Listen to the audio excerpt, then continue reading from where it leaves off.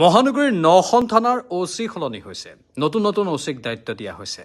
কোনখন থানাত কোন নতুন OCয়ে দায়িত্ব পালন কৰিছে আপুনি জনাটো দৰকাৰ আপোনালোকৰ অঞ্চলৰ লোকসকলৰ বাবে নতুন OCৰ নামটো আপোনালোকে জানিব লাগিব হেহে আমি এই বিশেষ সম্প্ৰচাৰ ব্যৱস্থা কৰিছো